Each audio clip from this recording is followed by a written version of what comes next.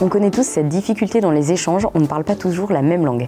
Les techniciens ont un vocabulaire qui leur est propre et que le commun des mortels, vous et moi-même, on ne comprend pas toujours. Cela donne des échanges ponctués de « vous voyez ce que je veux dire ?» Ouais, mais non.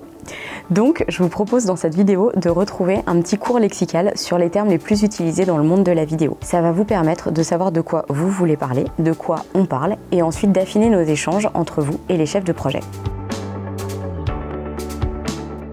Première partie du lexique, c'est les différents styles de vidéo qui sont à votre disposition. Vous avez déjà certainement entendu parler du timelapse, c'est une vidéo accélérée d'un chantier ou d'une installation de machine par exemple. Pour filmer de cette manière, il va falloir fixer une caméra sur un point fixe qui va prendre une succession de photos toutes les heures, toutes les 15 minutes et une fois montées ensemble, ça va rendre une vidéo dans un style accéléré. Vidéo dans un style complètement inverse, c'est le slow motion. C'est une vidéo ralentie qui va permettre de voir tous les détails de séquences naturellement rapides. Pour ça, on va filmer une importante fréquence d'image afin de maximiser la qualité de la vidéo au ralenti. Il faut donc bien régler les paramètres de sa caméra avant de filmer. Vous avez ensuite d'autres styles de vidéos, le motion design qui là est vraiment un métier à part entière.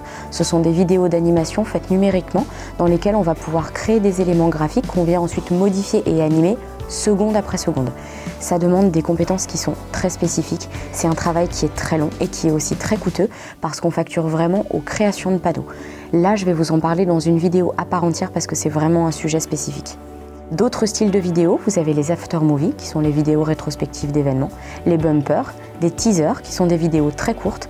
Notamment pour le e-commerce, ça permet de les utiliser sur un site internet et ça va vous permettre d'apporter un petit peu plus d'informations sur un sujet si besoin.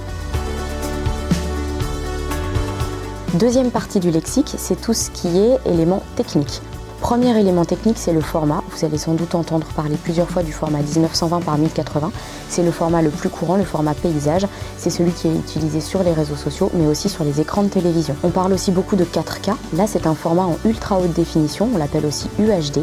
C'est un format qui est beaucoup plus lourd, beaucoup plus long à charger sur les réseaux sociaux, mais aussi nous en termes de travail, mais qui par contre va garantir une qualité optimale pour une diffusion sur un grand écran et même sur un écran de cinéma.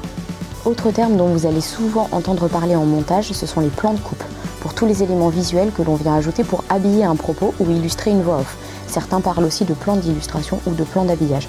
Ce sont des choses qui sont plutôt des plans généraux qui vont venir égayer le propos qui est tenu plutôt que d'avoir tout le temps une face caméra. La vignette, c'est l'image que vous allez voir apparaître juste avant que la vidéo se lance, donc le côté esthétique est assez important, ça va vous permettre de donner envie de cliquer sur la vidéo. On va vous parler souvent d'intro et d'outro avec CTA. L'intro, c'est tout simplement l'introduction de votre vidéo qui doit comporter une véritable accroche et qui doit évoquer le sujet de votre vidéo. C'est ce qu'on voit au tout début, tout simplement. L'outro, au contraire, c'est ce qu'on voit à la toute fin, c'est la conclusion qui doit comporter ce qu'on appelle un CTA, le call to action.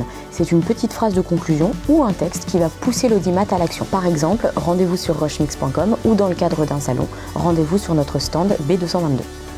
Enfin, dernier terme technique dont je vais vous parler aujourd'hui, c'est l'export. Nos monteurs vont souvent utiliser ce terme. C'est le processus logiciel qui permet de lier ensemble tous les éléments de la vidéo pour que vous n'ayez qu'un seul format à la fin à visionner. Cet export-là, il va monopoliser l'ordinateur pendant quelques minutes, une heure, voire même parfois une journée entière selon la complexité du projet et le poids des fichiers, en particulier quand on tourne en 4K, et ce, quelle que soit la modification apportée. Si on vient modifier une virgule dans un sous-titre, malheureusement, l'export va prendre le même temps que si on avait fait la vidéo tout entière, donc ça va bloquer un ordinateur pendant un certain temps. Voilà, je vous ai donné les principaux termes techniques qu'on utilise au quotidien chez Rushmix. La communication devrait être de plus en plus fluide. Maintenant, je vous rassure, on est aussi des personnes normales et on comprendra ce que vous avez à nous dire.